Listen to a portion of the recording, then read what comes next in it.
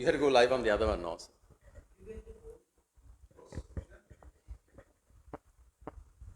Are we on? Right, good evening and welcome to day 196 at GGY. It's our usual Wednesday roundtable discussion. And Chris, you want to quickly introduce our team? Good evening. Good evening, everyone. Yeah, we have, as usual, we have Chiranta. Thanks, Chaminda. We have we have Chiranta, a live wire behind protest, who takes what we speak out to you. But we have mentioned Yeah. that Chiranta has been in activism long before Aragale, right? And he also has an encyclopedic knowledge about quite a few things that we talk about. So he's like our resident library. But be careful, Ranil might go and keep you at home. Yes, that's true. And one more word, if you no. He loves libraries. I don't think you can compete with Ashomar Singh. He's one of his advisors. No, I don't think. Ranil loves his books. But also apparently loves to burn libraries down also. So We also have Lisha. We have Yasmin. We have Manik, myself, and Tassie. And we have Chaminda here, who was supposed to do this and who put this onto me. sorry for putting you on the spot, Chris. So okay, we have a lot to talk about today. I mean, as usual, the fire hose of news, misinformation, and the nonsense from the government that keeps coming at us is non-stop, right? So let me immediately start with this particular topic because this is something that we heard about today. Natasha Edrisuriya, who was arrested, I think about 3 weeks ago, the hearing was today, and she has been re-remanded, whereas Bruno has been released, and the priest, I forget. No, Bruno's charges are not dropped. He's out on bail, I believe, right? The ICCPR charge has been Ah, that's been dropped, is it? Sorry, I didn't have time to like really read up on this. I focus mainly on Natasha because she's still locked up inside, right? Ultimately, for a joke which she performed at a concert 1 month before a selectively edited clip was released to the public. So the question I have is, why is she in prison? And the guy who edited the clip and released it to cause communal disharmony, not in the crosshairs of the government. Shouldn't that guy be arrested under the ICCPR? Now, she didn't go on the stage to perform for a crowd expecting to incite or to have her joke misunderstood. I mean, this is my, right. 2 months ago, right. I mean, this is my view. I have listened to the joke. I have shared it on Twitter. A lot of people have heard it. There's nobody that hears the entire clip in context that will say, this is insulting Buddhism in any way. It was actually a commentary about modern parenting, right? So the person who edited that clip and who released it did it to create disharmony, whereas she did it to get a joke, get a laugh, right? I mean, whether Buddhism should be a subject of comedy, that's really up to societies to figure that kind of stuff out. I mean, if we are free speech absolutists like in the United States, nothing is off limits, right? They can joke about anything. We understand the sensitivities around religion in a community, in a conservative community like Sri Lanka, but she played for an audience that paid money to listen to her. It was a private event. And nothing came out in April, no? No, nothing came out. So it was only when He- this edited video I, came out. I just have one thing to ask, Chaminda. If this is how they are taking her to, I mean, they are holding her responsible for this statement that she made. What about the General Secretary of the BBS when he what is the word? He slandered the God of Islam, right? Right? What about that? Right? That was intentional slander. Okay? Right? Yeah. I can't. No, I can't even say. No. I can't even say what he said because it was not language you can speak about. But why this? So basically insulting Buddhism not okay. Insulting any other religion by a Buddhist monk is okay. So this is what we have an issue with. We are asking the law to be equal. I mean, we can't even mention his name because sometimes if you even mention his name, like Voldemort, like he might turn up here, or we might lose the video feed completely. He's like he who must not be named. So basically, I mean, we know.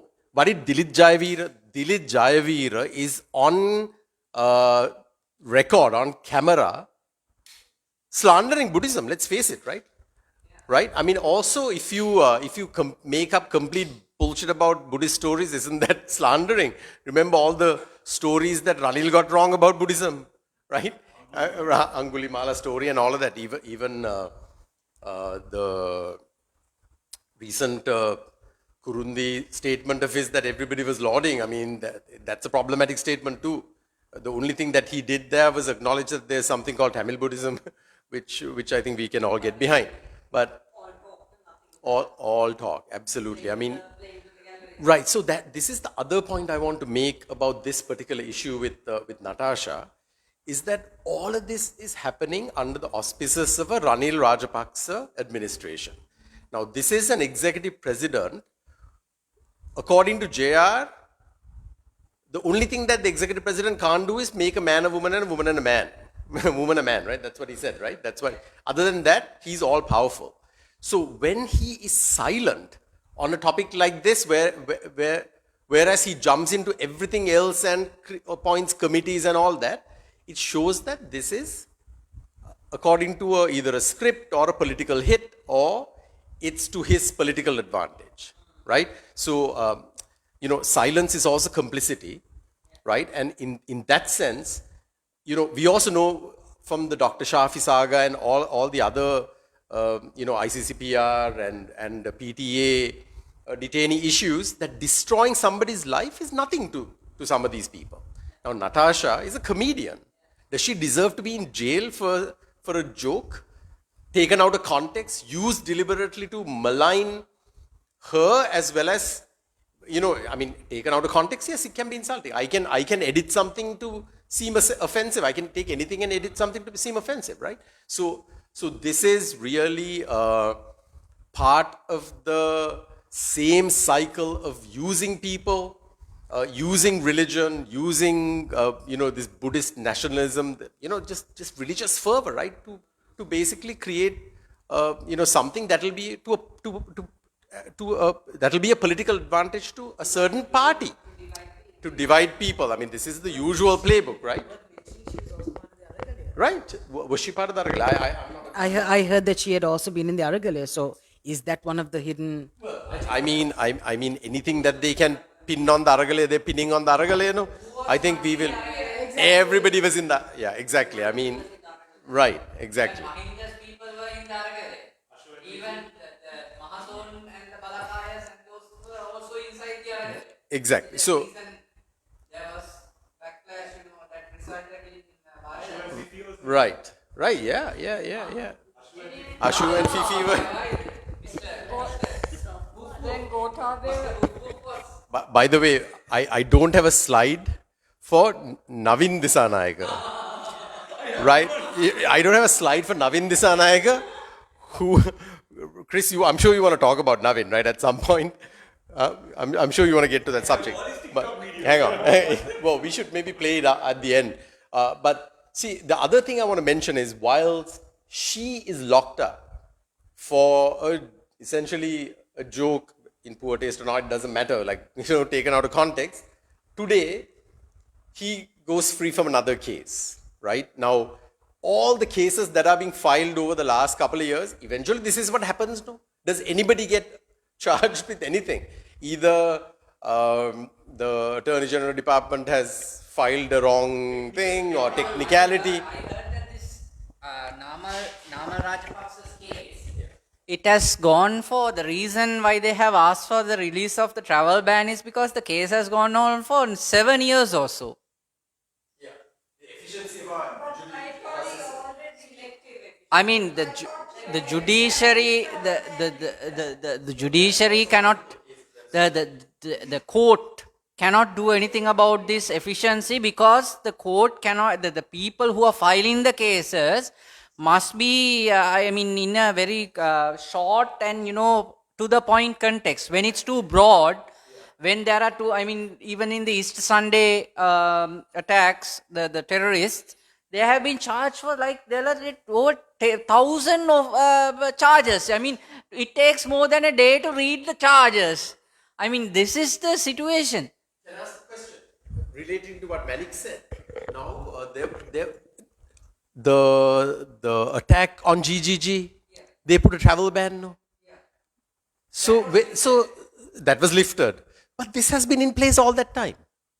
This was only just lifted, so he couldn't. So has he? So he's not left the country, is it?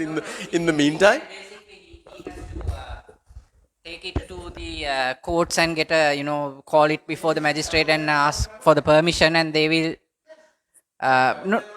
The travel ban can be removed by the magistrate's order, where say he wants to travel for a political meeting or something, but then he can.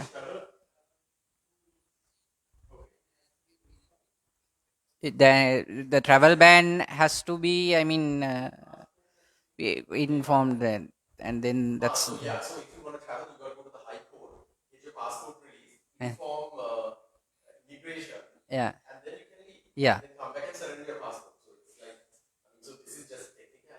Yeah. Not that they have not been traveling.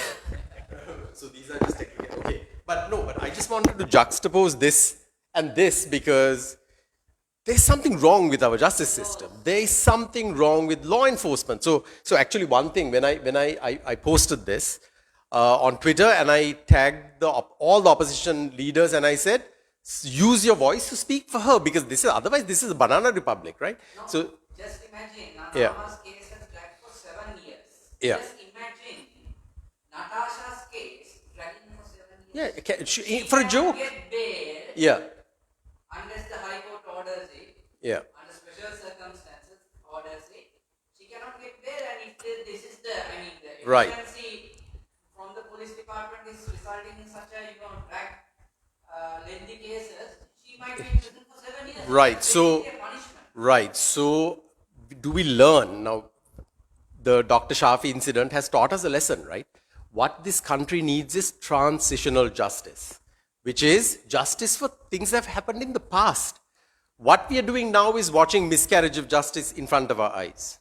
This is what we are watching right now. Because come on, right? Anybody. So this is the point. I mean, when the president decides to stay silent, it's a choice.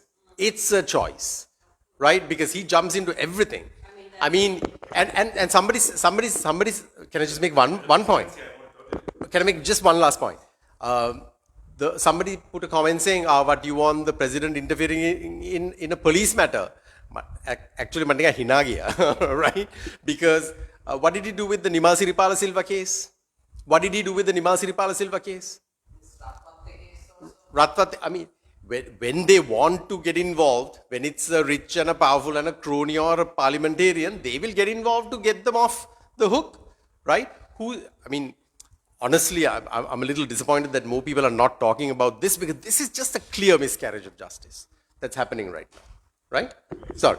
No, not at all. No, good you did. But when you spoke about the president being silent, right? And then as a result, you can even say complicit because he's being silent. It reminded me straight away of something that we've heard from our parents.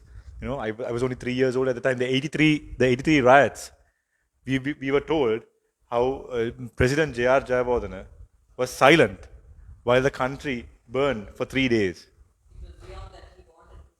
That's right. So it's as if, so President J.R. Jayawardena was complicit, right? For 3 days he allowed this thing to happen. So now when he spoke about the president being silent, I was immediately reminded of that. How in '83, right? How President Jayawardena also stayed quiet while the country burned, right? So yeah, I mean, Bruno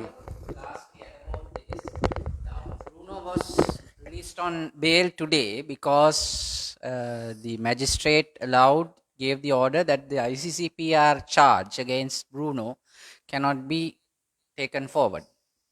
So basically, the other charges, he got bail.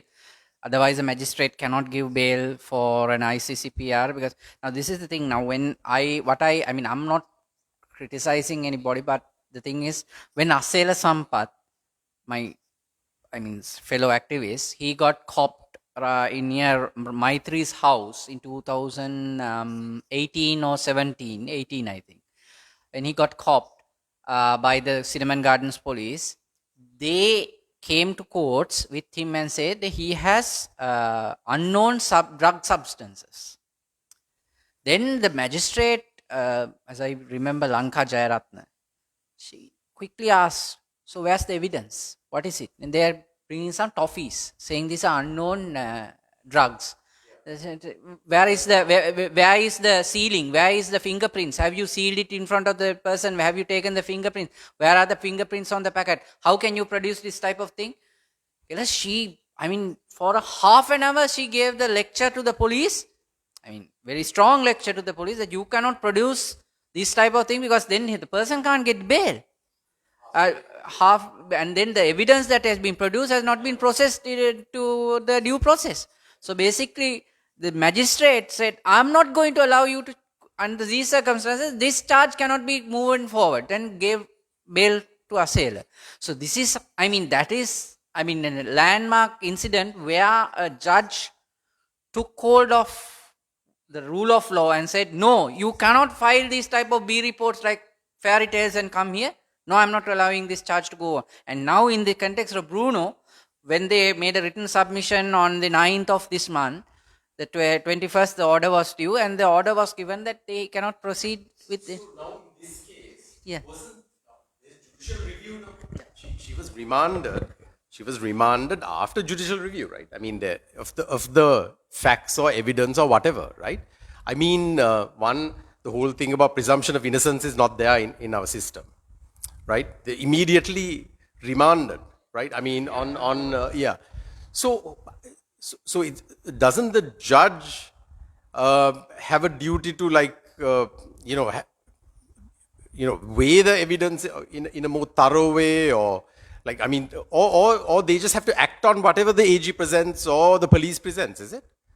No, because it seems to me like in a case like this, it's just it's like it seems to me like there's something not right, The symbol of justice with the scale, and you realize that there's a blindfold. So justice is blind. Yes. What is put on the scale? You said no. Whatever the AG department or police originally filed, if the weight goes onto that side, the judge will decide against her. And then when in case of Bruno, judge decided against Bruno. But when the scale tipped the other way, when the written submission with regard to Bruno was heavier than their argument, the scale tipped the other way. So justice is blind. But the thing is, we must, the judicial system cannot do things on its own. The judge can't see and act on his own personal opinions. He has to weigh the facts. That is what he does. So in this context, the second time this came up, he got bail. Yeah. So in her case, there's an edited video and an unedited video. So isn't it very simple to watch the two videos and make up their own mind? Is that so hard? No, because the analysis of a video cannot be. You have to have expert evidence. Police officers are, in the context of Sinhala language, they are considered expert evidence. So they can say this felt like this. So it's like that. So, but then the other party must argue with facts. Go over like a linguistics expert, bring a linguistics expert and testify in an affidavit that does not have this type of thing. Then the scale tips the other way. One last question. I have just wanted to say, next time can you all sit close to each other? One last question. Now don't react, okay? Now, this case was brought on a social media post, right? A social media post caught the attention of that Balanguda priest and a few others, and they made a big fuss, and then the police acted on it. Now, we know people who have published certain things on social media, right? Against the likes of Bandulu Gunawardana. I mean, pretty much evidence, right? But we have been talking about Tushan every week, right? The stuff that he has. So why is the police not acting on it? Chiranta, you have an answer, a good answer for that. That is what Tushan is highlighting, which is in the public domain as well as the CID, is not Rata Jatiya Agama Anature. අපේ economic අනතුරේනේ. That's okay. රට ජාතිය ආගම රට that is true, but that's ජාතිය ආගම. Yeah. Okay, no, I want to hear. Yeah, well, basically, the again, justice is blind. The judicial system is blind. You can't expect the judge to see this video and for the judge to call an inquiry and ask the police to do an inquiry. Somebody has to go and file a complaint. And the enforcing authority, this is where it goes wrong. The enforcing authority. Now they are talking Rata Jati Agama Beraganana. So you remember near one of these on one of the 9th of this year or last year, where there was in the Golf Fest, there was a small program, and then some some chefs came and blackguarded they blackguarded all the Buddhist priests. In one word, in very few words, they are now talking about this Rajangani monk for this, use of bad words, but those people came and scolded them all in general, said all the monks are bad in a general form. So I filed a complaint against to the CID. You know what the CID wrote back? Said, අපි මේ පිළිබඳ විමර්ශනය කරා, මේ පිළිබඳ වරදක් අනාවරණය නොවන බැවින් විමර්ශන කටයුතු අවසන් කරා. So this is, this is where it goes wrong. Which means it's that simple to dismiss nonsense, right? I mean, if they deep, if you really deem it nonsense, right? So this is really, sorry, Chris. So yeah, exactly. So ultimately, this is about the board that Leisha holds every week at GGY. Right? It's about the equal application of the law, which is what we are lacking in this country, right? Because our law enforcement, as we can see, is politicized, right? To a great extent. So the people who are powerful or rich or cronies, they benefit, right? This is why no guy who steals a coconut goes to jail, and the guy who, like Chris said, හොරකම් කරනවා නම් මහා පරිමාණ හොරකම් කරන්න, right? Don't steal a coconut. If you're stealing, steal big. Think big, right, Chris? Think big, right? So I think the next slide kind of comes to system was always, I don't from what I know, I think the justice system was not always silenced, blindfolded. You take the case of I forget his name, Father Matthew. Oh, okay. Yes. Right? I mean, he was completely clever in covering up the evidence. But in the end, the court found him guilty. But there is a point there. Go for the same point.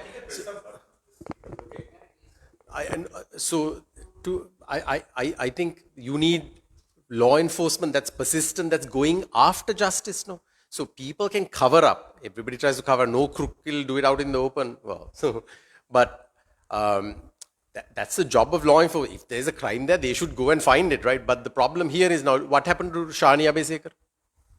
What happened to Shani? Now here, when there are police officers or when there are law enforcement officials who want to seek justice, they are penalized. They're not even in the country. I think that is the difference, right? Not that. Yeah. Question to you, Manik. Now, you saw, we shared that picture among us when Basil Rajapaksa after he fled the country, when he came back to the country and he was, I think, in the VIP lounge, you saw how the chairman of the independent police commission of Sri Lanka, right? Whether I not he worshipped him, he went to pay his respects or to say hello, and you could see Basil Rajapaksa seated in a chair and this police commissioner. Yes, right. So yeah, so I mean, can you? So if Basil, most majority of us know that he is a crook, but if it was, would you expect the police to take action? When they can see the head of the chairman of the police commission acting like this. So I think that's a simple answer.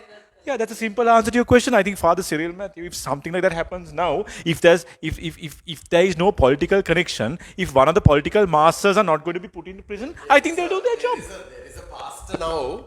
There is a pastor now awaiting judgment, right? Or awaiting judgment by the law, right? So let's see what happens. The writ petition against his arrest, which means he can be arrested now. I guess that's what it means. There was no interim order issued to prevent his arrest in the first place. He has decided not to pursue the Court of Appeal writ. I don't know for what reason that may be. Maybe he has got asylum. I mean, given the context of the things that are happening in this country and how the prison system is working, I have publicly exposed how the prison system, how degrading it is. If you are a pretty guy, you get, the prison systems are mostly the same across the world, even in the United States. So given the context and the inavailability of the law enforcement, how you can't go and do anything about it, and how the justice takes time, and then the whole process is a mess, and this amount of expenditure. So I think a country like Singapore would give him asylum for the factor that he might get, assaulted or something in Sri Lanka. Anecdotally, we know that he's a very wealthy man, right? I think that his godfather is a money launderer, or there's a accusation. His daddy is a. So I think if he wants to disappear, I will never see the color of him again. Anything more you want to say something? So we have to talk about this. Right. So the reason I put this here, okay, I think everybody can jump in, is because this poster was being shared the last few days, and then this is about this whole Kurundi, the temple being built there, right? Anyway, just for context of this, people now, this is on the 21st. Today is the 21st. So now whatever has happened, and we are not connoting any of this type of thing. But I want to show who is the one who shared this. This is from Uday Gamampilla.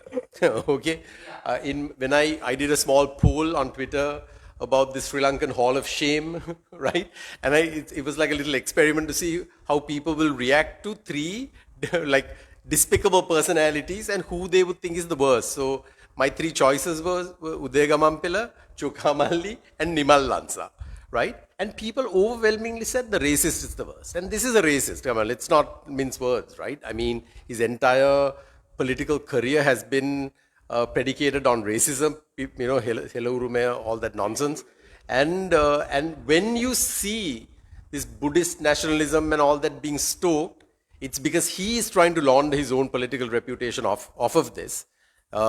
Right? Like he's trying to kind of now forge a new path. No, yeah, he's in the political wilderness a little bit.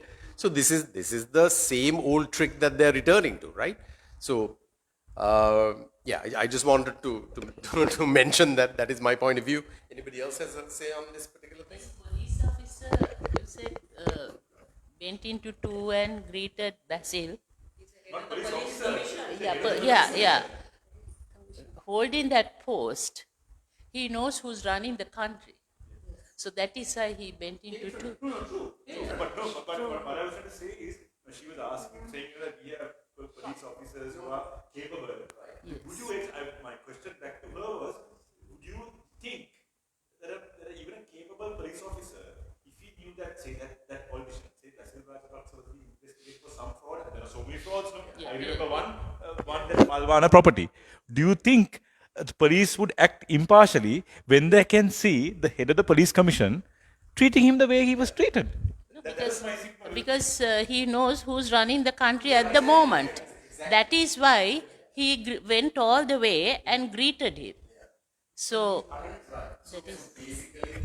Political patronage, right? I mean, this is we have been shouting about this till our throats are sore about why we need system change in this country, right?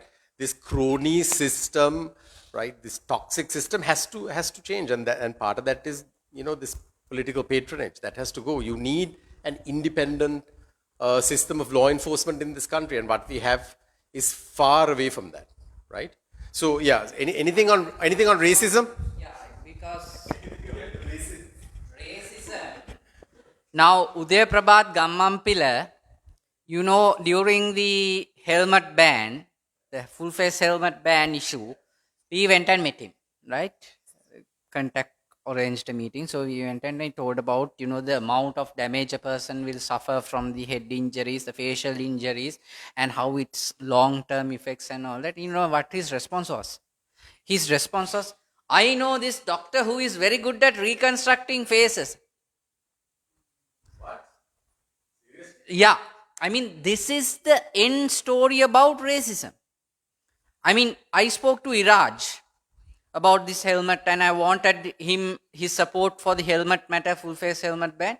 And you know what he said to me? He said, මේ වෙලාවේ ඔය වගේ දේවල් මේ බුර්කා ප්‍රශ්නරෝ මේව තියෙන වෙලාව ඕක ගැන කතා කරන්න බෑනේ මල්ලි කියලා.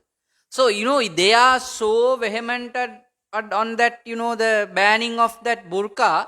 They don't want to even support the helmet, and even who is the majority of the country are the people who are wearing full face helmet, the Muslims or Sinhalese or anything. It's the Sri Lankans. In general, if you take the context of the population, the majority are Sinhalese who will be wearing a full face helmet or having to face accidents. I mean, this is the very reason why racism is so dangerous. They are talking about a racism which is beyond the context of, humanity. It is about, race, religion and nothing else. People die, they don't care. People get damaged, they don't care. Houses get burned, they don't care. It is about getting to their objective. I mean, that is so extremist, and I context this type of racism as terrorism. I mean, it's terrorism. I mean, the amount of fear this post would have brought onto the Tamil community there. Just him sharing this, saying that they are going to come there, and the Tamil people might be thinking, okay, are they going to stone our houses? Are they going to be violent? I mean, it's a mess.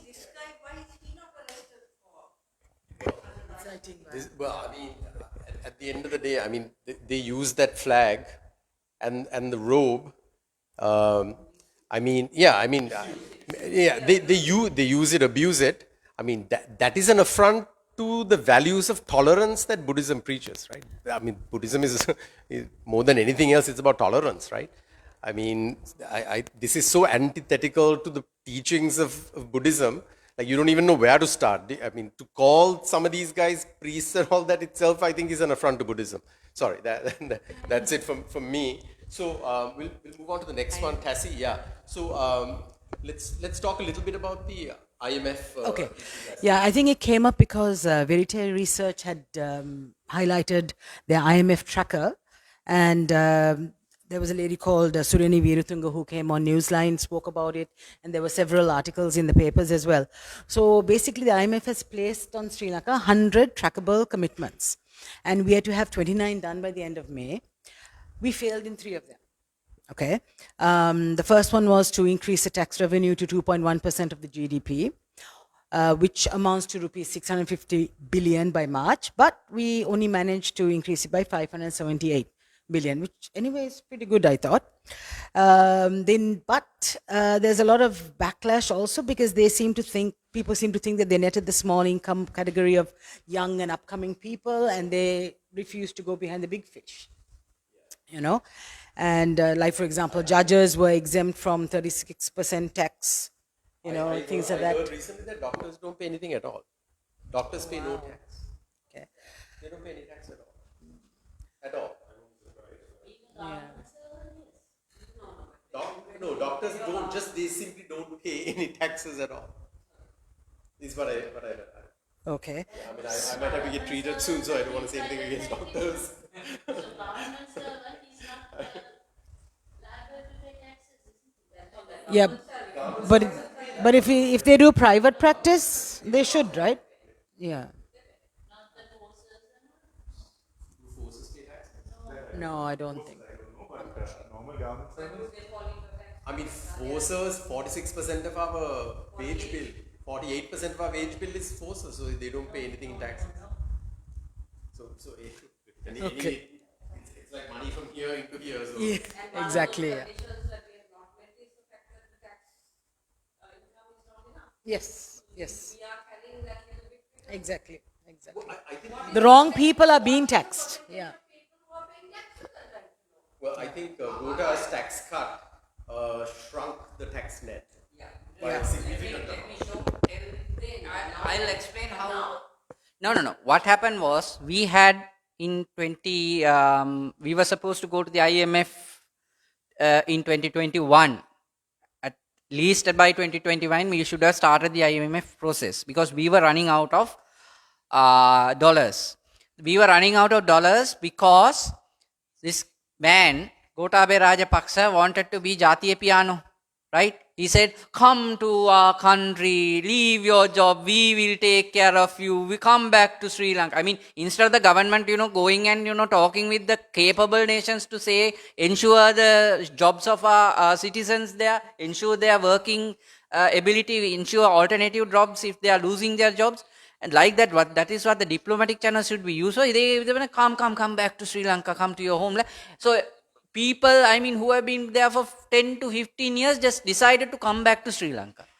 And, then we have the monthly remittances plummeted. The hotel tourism industry, that took a huge blow. That is automatically, is on top of that. Then when we had this dollar crisis, right? When we had the dollar crisis, so then the dollar crisis was not the only way. That is why I said Gota fair, because he stopped all imports. So that was the decision they took to preserve the dollars. When you stop the imports, you stop getting income tax, the taxes from those imports. From a car around 300%, for a motorcycle 100%, the vehicle imports and the other imports. This hit the government very hard in the part of the income in the rupees. So it was, it was cascadingly getting more violent. The economy was crashing on itself. It was like a vortex. It was one after the other. And then what happened was, once the imports were stopped, then the taxes were not there, then they had to start printing money. Then we had the problem of inflation going up. You have demand, you have cash, you don't have the supply. Then the what do you call this? The fertilizer stupidity. Then that on top of this, everything crashed on its own. Now, You said the printing of money causes inflation? No, Kabra specifically said money printing does not cause inflation. He even wrote a book about it. What are you talking, Chirant? he's a genius, because now even now after we have got the even after we got the IMF bailout, right? We have basically proceeded with the IMF bailout. We are very fortunate where Pakistan is still struggling to get the bailout. In such a context, the EU was pressurizing the government. The European Union was saying, no, you have to remove the import restriction because it is crashing the economy. You look at the figures of the economy crumbling. 11.5, 12%, it's crumbling because there are no jobs. The importers, what were they doing? The importers were selling apples and chocolates maybe, but those were fueling jobs, job opportunities. Companies were running. And once that starts to fall down, we are in a negative economy, because that is why the EU was saying you have to remove the import restrictions. That is why the IMF keeps saying remove the import restrictions. What are they doing? They are still and what are they doing by putting import restrictions? We got Ali Sabri Rahim. caught what? Doing what? They passed the law to put the import restrictions, and they use the VIP channel to bring in all the stuff for their advantage. And then loss of revenue to the government.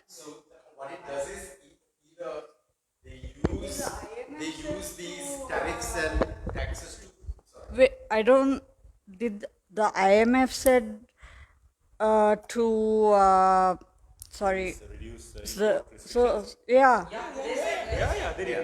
Yeah, so basically, so they use tariffs to either create monopolies or create a thriving black market, right? That's what it's doing. So ultimately, none of that comes into the tax net, no. So you have a thriving black economy, right? And where the money is stashed overseas or laundered through various means and so on. The few who are paying taxes gets overburdened, right? Actually, every month when I see my salary slip, I really want to, I sometimes feel it's better to take that money and give it directly to an orphanage or something. At least some children will be fed. Sorry for Ali Sabir Ravi, he's an innocent guy, somebody else had put it into his bag, no? It's not him, no? Actually, yes, we're not letting No, that's okay. I'm going to quickly skim through the other two then. So the second commitment is to increase the tax rates on the betting and gaming levy, which we didn't do. And the third one was to the approval of the new Central Bank Act, okay? Parliament to approve this. And although the bill was published on the 7th of March, an amendment to the act was never has not been made. So basically, we need to complete 71 commitments by September. Okay, that's going to give us lots of material benefits. It's going to improve our confidence in the Sri Lankan governance. That's going to help with debt restructuring. So we must strive to avoid being penalized, because this is what's happening. We've fallen back on 3. So we need to make sure that we meet our 71 by September. Manik, you want to talk something about debt restructuring? I think this might be a good point.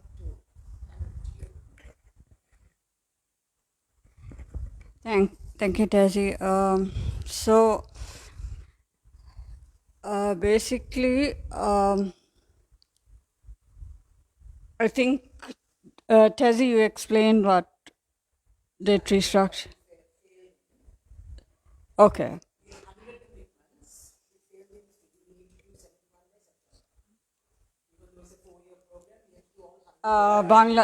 You mean Bangladesh?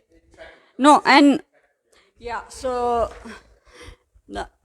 yes, you have to meet those conditions by the next review, IMF review. So now that brings me to a very scary juncture, because as of recently, the finance minister, Ranjit Siyamalapitiya, and State Minister Shehan Semasinghe have stated that there is still no decision from the government on domestic debt restructuring and optimization.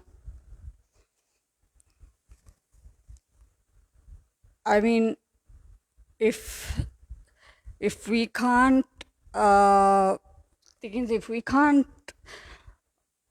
settle with our creditors, if we can't make an arrangement, we're not going to get any more money or aid.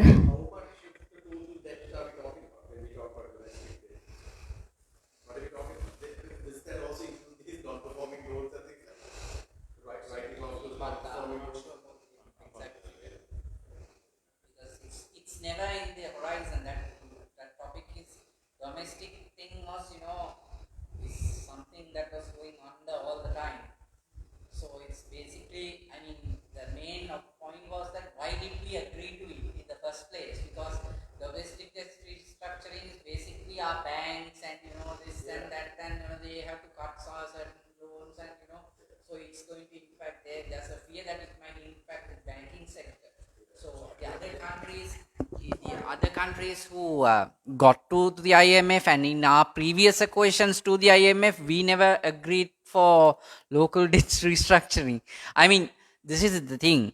IMF, you don't need Ranil Wickremesinghe is not a big person for going and getting the IMF bailout, because it's any O-level pass, person can, even grade 8 person can, work with this, and they will say what to do, and we have to do it. That's all. Kamkamburu, Sinsinnoru, Apakina de Anada. Oh, that's the basic principle. And we have to be smart in the political context, whether the people can bear that burden of such act. Then we have to say, no, we will, instead of doing this, we will do this. Likewise, they have to manipulate the situation. So they once, but Ranil has there, Kamkamburu, Sinsinnoru. SOE reform also comes under that umbrella, right? State-owned reform of state-owned enterprises, does that come under that? No, yeah. I mean, it's one of the conditions, right? Yeah, they say. Yeah. You know the biggest problem we have. Did they release the IMF the agreement? We never actually. It was never released in its entirety. No, it was never tabled in Parliament either. Right? So we hear about it in bits and pieces when the ministers reveal something that needs to be done. This is the same Ranil Wickremesinghe, if you remember, before Gotabaya took over, who made a big fuss. And Basil Rajapaksa said, no, we cannot table the agreement. He said, why, remember. Yeah. When you're in power and when you're in opposition, we can see the different Ranil Wickremesinghe. Last week we pointed out his stance on democracy too. We saw that in the space of 1 month last year. Yeah, exactly. So I just No, finish. okay. So onto that, Namal had tweeted. Is it the state-owned enterprises reforms unit or the cabinet that determines restructuring? He's asking. This is Namal asking. Either way, transparency and a clear approach are vital for successful restructuring. I think ChatGPT මෙයාගේ tweets ලියන්න මේ දවස්වල. Let's prioritize tailored formulas, accountability and fairness. And his hashtag is transparency matters. Namal, if you're watching this, can you actually understand what you tweeted here? Do you understand what you tweeted here?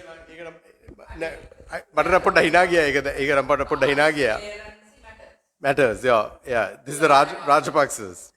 Yeah. My mind exploded when I read that tweet. Right, even today he was tweeting some complete nonsense. So I just pointed out in a tweet that during their time, there was absolutely no transparency. They did whatever they wanted, right?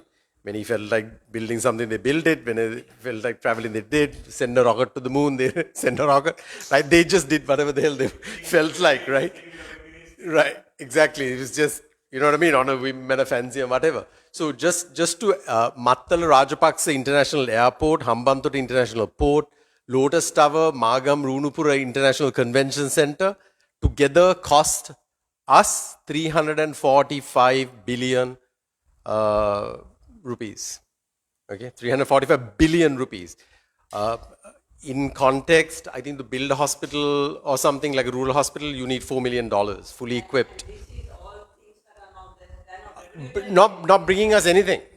I think Hambantota now has been leased out, and I don't know what the Chinese are doing, but right, there is some shipping traffic, some cruise ships come and things like, okay, there is something happening, right? But by and large, this has not added value to our economy, but that out of the 345 billion, how much is in the seashells, we don't know, right? I mean, this is, and now for him to talk about transparency and all that, it's a bit rich, I mean, it's great if you were born like 3 weeks ago, but for those of us with a memory that is a little bit, more advanced than that of a gnat, will remember what the Rajapaksas did to this country. So I know he's trying very hard to re-emerge, right? Like the Pahut tour and SLPP and all that. I don't think even ChatGPT can save Namal, because the comments usually when he posts something this ridiculous are just amazing. Sometimes we should just read. We should have 45 minutes of just reading comments to Namal Rajapaksa, tweets and the replies to that. So let me just pose a question to Tassie.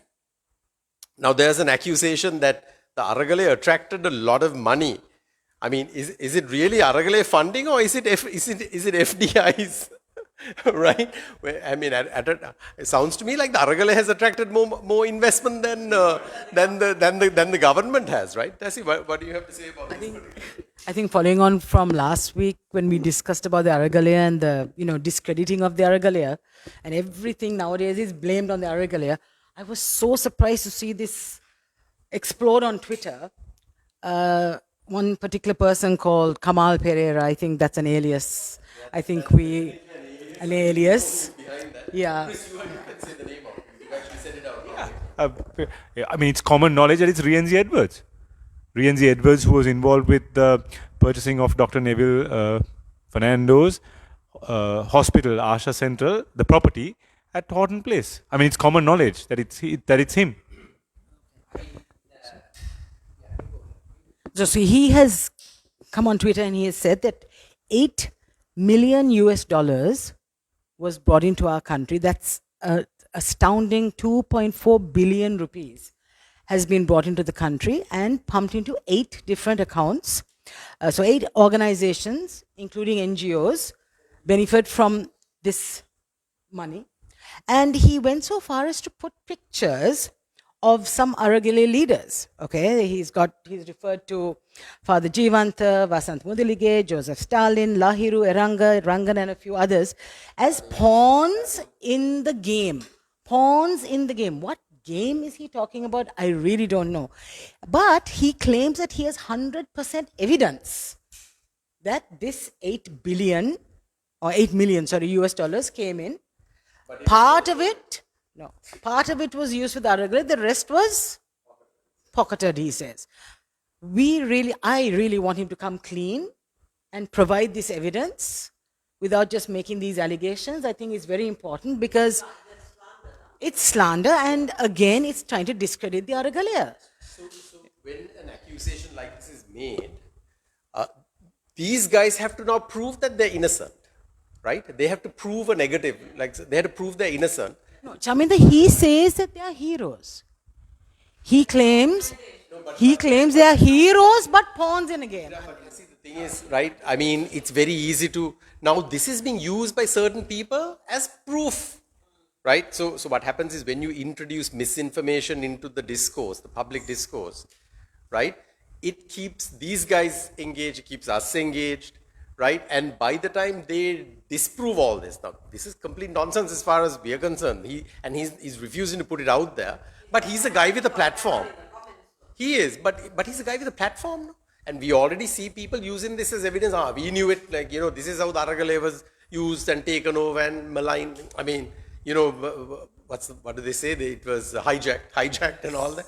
So by the time this is all settled and resolved, it's already in the public consciousness and you can't take it out sometimes. Once it's entrenched in people's heads, you can't make people unthink something they've already thought or believed, right? I mean, They've even accused GGUI of having NGO funding, right? We're all being paid, right? All the time. Yeah. we hear that too. Yeah. So this is all part of the same old sort of tactic of trying to erase or malign or discredit the Aragale, right? Another one of those. Chaminda, if what this Kamal Pereira says is true, like I told you also, I think these 8 or 10 people should be felicitated by the Central Bank of Sri Lanka for bringing 1.6 billion rupees into the country for foreign exchange when our country was bankrupt. We have a minister in charge of trade. We have a minister of foreign investment. Those guys couldn't do it. These 8-10 Aragale chaps have brought 1 point. Give them a round of applause, I say. Felicitate the guys, if it is true, right? Because I just want to say now. But he's saying he keeps repeating in the comments by answering it that he's not accusing them of having taken. Okay, now basically they are claiming $8 million came to these people. So organization, not to them. So they were used. So number one, where did he get that information? It's a breach of privacy and the breach of law if somebody is getting that type of information from a third party. You know, you can't have that. Where did he get that information? Either the person who gave the money has to say, either the bank has to say, or the person who received has to say. Where did they get that information from? Sometimes maybe we shouldn't give oxygen to guys like this also. Like, I mean, in the sense, like he's a guy, he's just a guy, right? Now, there are multiple people like him who use their platform. Now, look at Iraj. He built a platform using his music, right? He built a platform using his music. What does he do with that platform? Right? He's predominantly spreading. He's one of the biggest disseminators of misinformation in this country, right? He has been, now he goes and sits with these bloody priests and all that, and then he'll, have his talk shows and all that. So, sometimes, similarly, there are people on Twitter who build a platform, right? This guy uses his plants and nature pictures and all that, and we are like, oh, lovely, and then suddenly he puts a post like this, right? We know there's a famous lady. Right. There's a famous.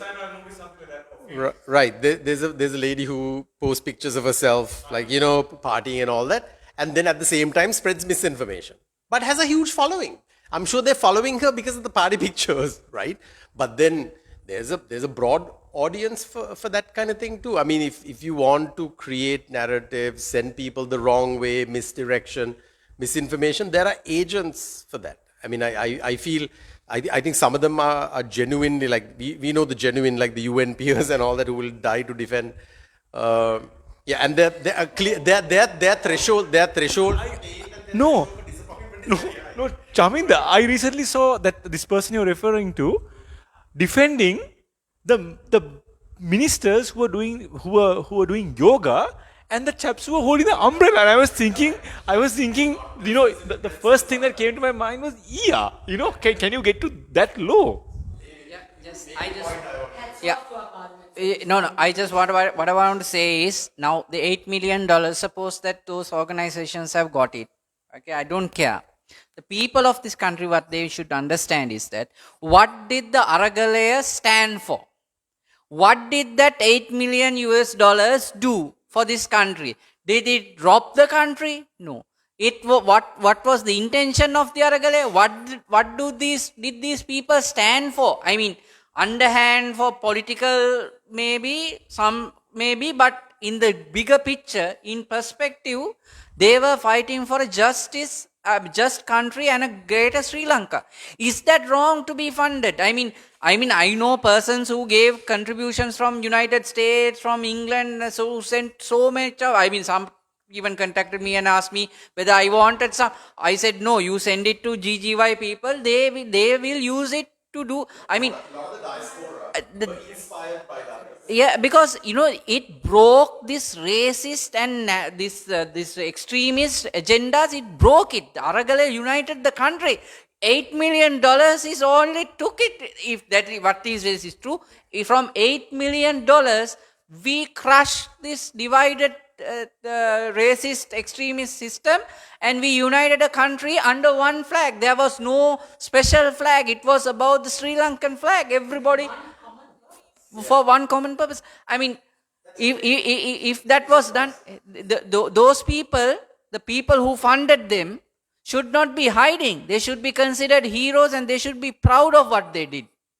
I mean, someone will come and say, because Gota got to go, right? But then at the end of the day, this country is where it is now. I mean, even with so much of, ingress of bad coming back in, we have a country that is now knowledgeable and facing this type of extremism. Somebody says empty bullet casings are found. Everybody's laughing. They know that they're trying to create division. And even that post you just showed earlier, where they were Udaya Gammampila is going to come, people were laughing about it. I mean, people now are knowledgeable. So $8 million they are saying. So $8 million is all it has taken. I mean, this is something that we couldn't do for 75 years correctly. Jayaveva to the people who support. The biggest threat to the established order is a population that's engaged, united and engaged, who who are engaged. That's why they don't want us. That's why the 52 distractions, right? The 52 distractions. That's our next topic. Right. Yeah. I mean, we had a target of 1 hour. I think we are gone, and Leisha has a lot to speak about it. So quickly, I don't want to say much. I just want to say that Vision 2014 is off to a great start. Okay. I want to say something. He put the wrong picture. This is not the picture I want. This guy, Mahinda Kahadagama, Sunil Jayawardena was my friend, fellow activist. He was murdered fighting for leasing issues. He was murdered. So this guy came at after his death. He and his daughter or something came and laughed at his death. He insulted his death. And this guy, where Sunil Jayawardena had gone to a meeting where Mahinda Rajapaksa was there, and he was also there. I had the video, I had shared it on my Facebook recently, where this man was imprisoned, sent to jail. He was convicted and imprisoned for corruption, which Sunil Jayawardena exposed. Okay, so and basically when he was at this meeting, this man got over Mava Hire Arapu ekat metene innawa. And then Sunil Jayawardena didn't say a word. He came and had a separate press conference and said, Mayor Mahinda Rajapaksa නාමේ විකුණලා මැර වැඩ කරන තහොර තක්කඩියෝ වෙන්න පුළුවන් පිරිස තමයි ඔය ඉන්නේ. කියලා he openly blackguarded this man. So now we are hearing, Mahinda Rajapaksa නාමේ විකුණලා කොරලා තියෙන වැඩක ප්‍රතිඵලයක් අපිට දැන් ආරංචි වෙනවා. So he has been welcomed with open arms by the UNP, right? He's part of Rosie's team. He has not moved, so I think it's probably a trump card for him. Like, he has no one, he's a missing. Yeah, and also I'll bet you he's very cautious about the underwear he wears now in pub whenever he goes. Right. I'm sure he's very cautious about it. You never know when he'll win anyway. Okay, so I just want to put that out there because he has been arrested for a 7 million fraud, but alleged fraud, but he's in remand right now until the 22nd. So a guy who defrauds 7 million allegedly is in remand for 2 days. Yeah, but going back to Natasha, she's now in 3 weeks. I mean, that's really pricked my conscience. Like, I mean, I think it's just a really sad and despicable thing that's happening. But can be Nidos Kota Nidahas. Risha, so there are a few other things we want to talk about. Some things on the slide. I think Boggles is in the news. Yes. So Boggles we recall under MR's presidency. He was a foreign minister and my God, he lived a lavish lifestyle on our tax money. I mean, he and his family toured the world, lived the high life, Ritz-Carlton. He went to Rio de Janeiro. He had a beach holiday paid by our taxes. And now is he the best we can? I mean, and his family is not exactly brain drain. I mean, he used to take his family with him. I mean, they were in no official capacity, but his daughter-in-law and daughter and son-in-law used to go and stay in all these expensive hotels. And there was another allegation where there was an arrest warrant for his wife, Deepthi, and his daughter over the assault of a woman. So they're not exactly peachy. They're not clean themselves. And I just want to know, we have career diplomats who have been trained all their lives for this. The UK is a very important posting. We've had a really good High Commissioner there whose term is coming to an end. Is this really the best person that we can send? Is it coincidence that Ranil in UK, there was a picture published today with the Leica mobile? I don't know where he's in UK, but somewhere. He's on a tour. Ranil is not in the country right now. No, he's on. He wasn't invited to some democracy, something in France. But you know the way our media portrayed it as if like he was something. He's one of many speakers. Like, Mitterrand didn't give him a special invitation, but Macron. So yeah, he's one of many speakers at this particular law. And I'm also wondering whether the UNP fan club is delighted and excited that he's being protected by, endorsed by Mahindananda Alutgamage, and saying that the SLPP will ensure that Ranil will not face the same fate as Gota. I mean, do they really, is this what they want? Is this how low the UNP have fallen, that people like Mahindananda are now protecting him, and are they okay with it? So are they trying to say that the same can befall Ranil? But we will protect him. We will protect him. And there's one more thing I just want to. We can see how well they protected Gota. Yeah, I mean, you have Lohan Ratwata, who has been, a committee has gone through it and come out with all the, leave aside all his previous crimes that he has got away with.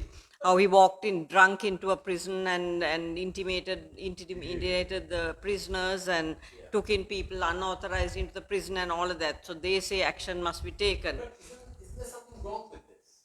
Now, why does the police have to wait for a cabinet? I have no idea. But they did. Is that the due process? No, this is the problem in this country. The police are, this is wrong. No? How is the cabinet the judiciary? No, this is what this Nagananda has been saying. Balatala bedime siddhante, the devolution of the three pillars.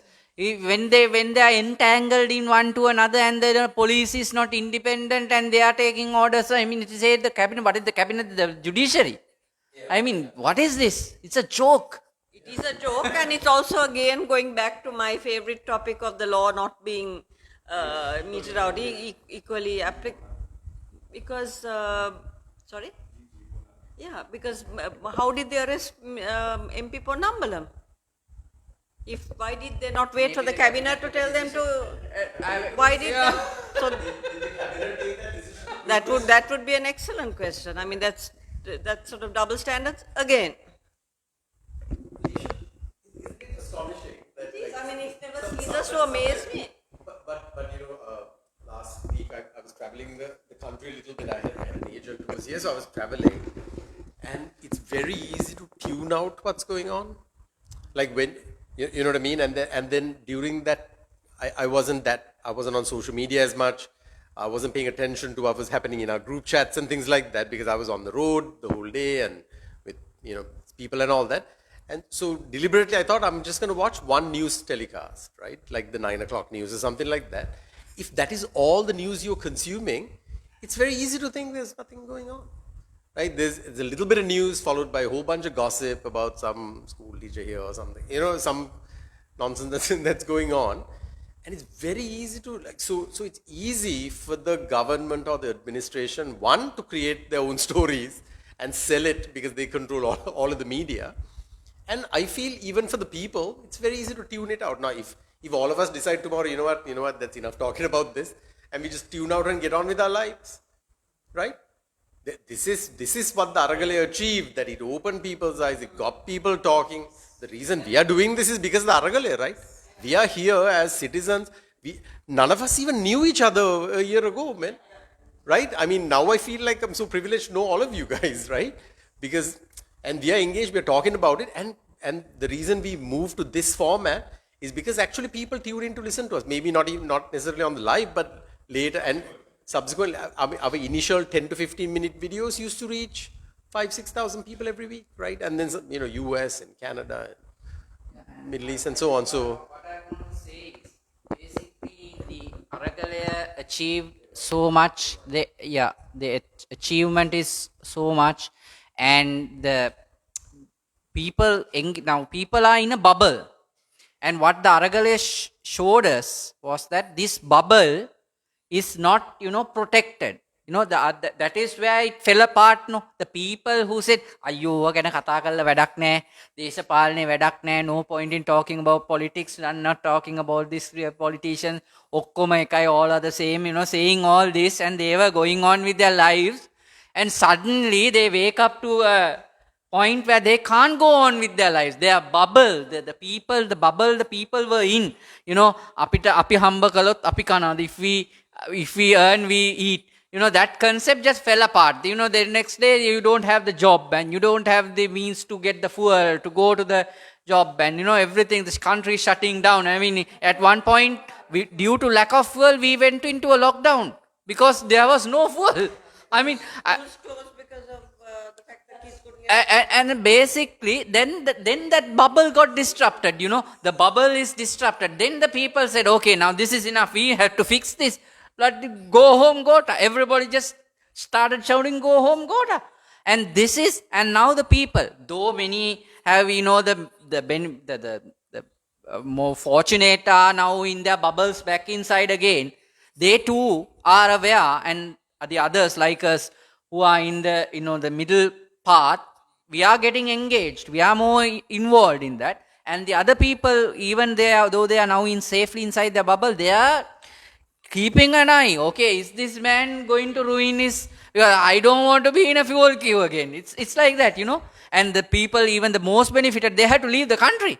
They're thinking of, okay, why should we be working here? I'm going to go away. I mean, this is the reality that they're facing. So it's the Aragalay's achievement, it cannot be reversed. The politicians think they can, you know, blame $1 million and, you know, sling slam mud, and it's not a political person, it's not a political party, it's the people. You are slinging mud at the people, so let them go to an election and have the result. Lastly, I want to. We want to wrap up because it's 11 minutes past 1 hour. So, and I just want to say about now today is 50 months for the Easter Sunday terror attacks. 50 months of lack of justice. This is where people eat, this is where, you know, the community, the Catholic community woke up and said, okay, no, this is enough is enough. They put their foot down and said, no, you can't have this. And you know, then there was the Aragalaya. Then the whole country said, no, we can't go forward. This is where the decisive point is. People need to understand, if this system is not fixed, their children, their lives are in danger. Their future is in danger. Engagement, even in UK, you get, you know, some small issue, hundreds of thousands of people just walk to the streets. They don't care about their daily salary because they know their responsibility is not for the daily salary. That investment, that 1 day or two, they don't go to work. That is an investment for millions in the time to come to protect what they have earned. So now this is how it works. So anyway, the Easter Sunday, now today I shared a video of Manusha Nanayakara speaking about, you know, who was behind the Easter attacks on the 21st of April 2022, and he accused Saleh of Suresh Saleh, and he's in his own Facebook, he had put the video in that Pasupasa Suresh Saleh kiyala. So he has put that, you know, I can just read that here. They say Pasku Prahare Pasupasa City Suresh Saleh hitupu buddhyansha nildarin sahaya dila. So I mean, where is this man now, Manusha? He is now a minister. He went to this government he and Harin Fernando went to save the nation. Isn't saving the nation, I mean, part of saving the nation, isn't it part of that to ensure justice for these victims? I mean, it's not 1 or 2 persons. It's not about only Sri Lankans, but foreign nationals also died. I mean, he is now a minister and he accused this man of, and he still, what has he done about it? I mean, now they have recovered the economy, you know, they have come to this thing. So what are they going to do for the next month? Are they going to be still, api me arthike hadano? What about the justice for the Easter Sunday attacks? So it's a joke, no? He is now a minister and he is not, what is he doing about it? Transitional justice, right? The concept of transitional. Okay, so we're well over the time. We have to give you the final word, Chris. Shall we not do it? Otherwise, huh? You're sure? Okay, I'll be very quick. Okay. So now these are basically things that we speak about every week, every time we meet, for the simple reason that there are so many other things that are happening that you know, that cloud that put these to the back burner. Sometimes majority of these things are manufactured. So we just want to remind you about these things, these issues, and these crimes that have happened in the country. So that just that you know, this is why we are here. This is why we are fighting for system change, and this is why we want accountability. Some of these issues go back 20, 30 years. I'll be very quick. This is about non-action against ministers and MPs. While a regular citizen who steals 20 coconuts gets a suspended prison term of 1 year. Minister Diana Gamage, she's not a citizen of Sri Lanka as per the control of immigration. Yet she's a minister in our government. How is that? Minister Arundika Fernando, he instructs the control of immigration to release a Chinese person with a false passport. How does he do that? Minister Indika Arundika's supporters are behind the assault of the Omani investor / garment factory owner. Right? What is the solution? BOI gives a alternate place for the garment factory to set up. Is that the justice in Sri Lanka? MP Ali Sabri Rahim, we spoke about this earlier, where he smuggled 75 million rupees worth of gold plus 91 phones to Sri Lanka. He comes to the VIP lounge also. Right? He gets fined only 10%. Okay. The next day he's in Parliament voting against the government and almost complaining, or rather saying that because I contacted the President and the Prime Minister, they didn't do anything. I voted against the government. Right? He votes against the government. A few days later, he's back again in Dubai, probably to do the same thing over again. Right? But then subsequently, a French national smuggles 85 million rupees worth of gold, and he's fined 100%. So 100% fine for the French smuggler, 10% fine for the Ali Sabri Rahim. Why is that? Former Deputy Mayor of Kaduwela, Chandika Aberatna, attacks popular Aragala activist Piyath Nikeshala, and this is recorded on camera. Yet both are arrested, and the police oppose bail being granted to Piyath, but don't oppose bail being granted to Chandika Aberatna. How is that? So the person who attacks, the police do not oppose bail being granted. The person who's attacked and harmed, the police oppose bail being granted. Minister Nimal Siripala de Silva, the Japanese ambassador, informed that he solicited a bribe from Taisei Corporation. Right? What happened? He resigned. We were very happy. But then what happened thereafter? A commission was appointed. He was exonerated, like majority of these commissions, which we pay for, by the way. We pay for all these commissions. He's exonerated. He's back again. He's now a minister again. Minister Prasanna Ranatunga. Court has found him guilty of extortion. Yet he faces no action. Right? He's back negotiating with foreign investors on the sale of heritage buildings. Right? He could be back again extorting money. These are the guys who are representing our country with foreign investors. Minister Premalal Jayasekara, Choka Malli, also known as Choka Malli, a convicted murderer and sentenced to death in 2020. Yet he is released and back again in Parliament. That's about the ministers and how they get treated by the law, and how regular citizens get treated differently. Then killings and disappearances and injuries caused to people. Richard D'Souza way back in 1990. To date, we don't know who killed him, why he was killed. Lasantha Vikramatunga, killing in 2009. Pragit Teknaligoda, disappearance in 2010. Keith Noya, assaulted in 2008. Wasim Tajuddin, killing 11 years ago. Right? To date, we do not know who has killed him. Right? Dinesh Shafter, an influential businessman in Sri Lanka, killed 6 months ago. To date, we do not know who his killers were. Right? But what we are trying to be sold, the message being sold to the public is that he tied himself to his car with cable ties and killed himself. Right? I mean, public who's listening to this, you all have your intelligence. What do you all think? Right? So there was some people used to say earlier, when Wasim Tajuddin's body is exhumed, that means the election is round the corner. I think Wasim Tajuddin's body has been exhumed over 3 times, I think. Right? And still 11 years later, we do not know who has killed him. Once. Yeah. This is the first time. Right? Let's hope. In the Easter attack, but Chiranta just spoke about, today is again what 50 months. 50 months. Today is the 21st. 50 months since the Easter attack occurred. 269 people died. Right? We still do not know who is responsible, and I would like to remind you all, our president said when he was made president or acting president 10 or 11 months ago, that he will get the Scotland Yard involved. And what did we see recently? Just, I think, to appease people, right? Right? To appease people, some IP or some sergeant in police has been, what is the meaning of this? Just to point out, because we don't know, we can't say we don't know who is responsible for it, because the Presidential Commission report has shown who is responsible, but the law is not enforced against them. Anything, that's true. That is what, right? So yes, correct. So, I mean, to date, it's open. It could be this person. The cases that he mentioned, we Yeah. So I mean, guys, just look back at this. Prageet Egnali got to 2010. Keith Noya 2008. Wasim Tajuri 11 years ago, right? These are all, if you just look at the timeline, who was president then, who was running the country then, the war was happening then. So it's very easy. You kill these people. I mean, if they are killed, bumped off and said, are they LTTE? Right? I mean, yeah, this is just a few. This is just a few, okay? There are so many more that we have. Yeah. One day we go into like one subject, Yeah. the Tajudeen case.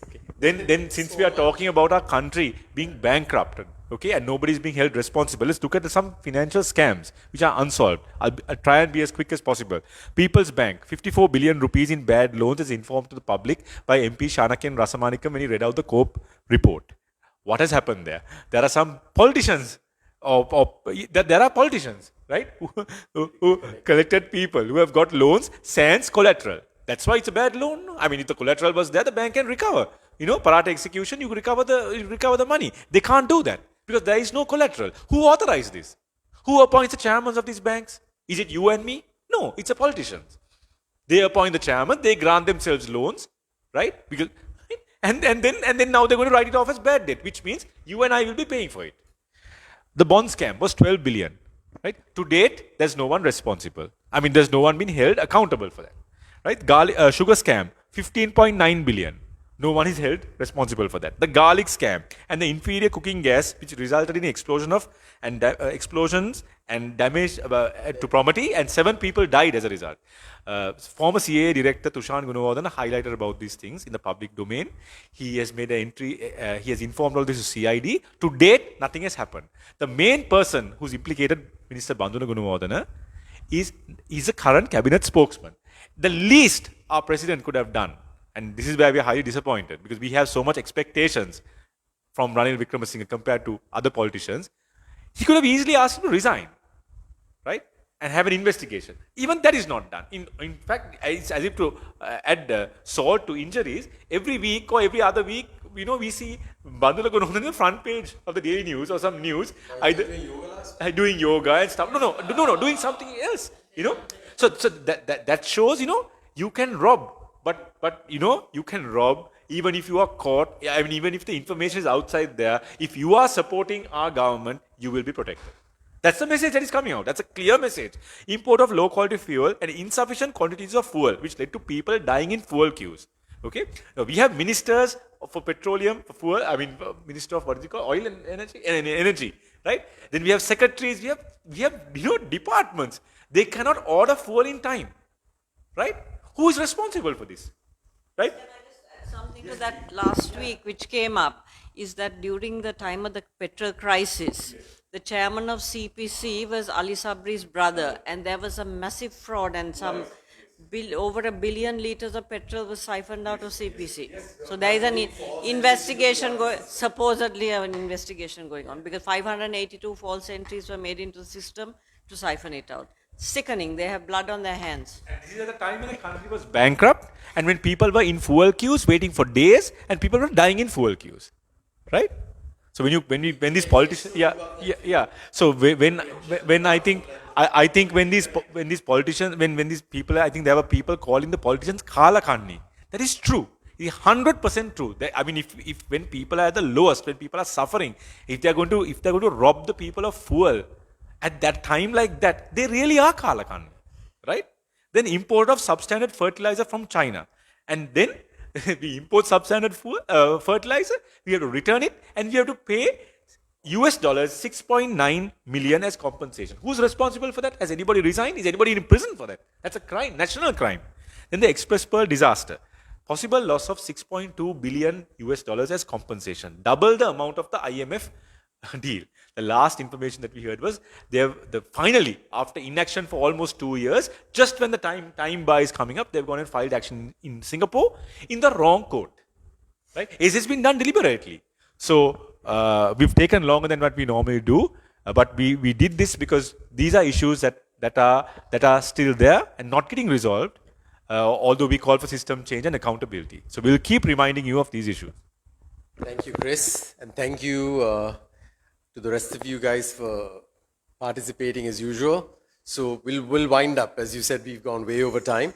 And we are back on Sunday at our usual street corner for day 197, right? And July 9th happens to be day 201 at GGY. So July 9th being a milestone for the Aragale and for us as well. So hopefully we'll see you then.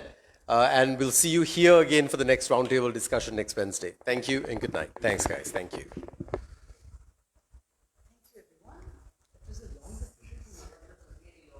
Yeah.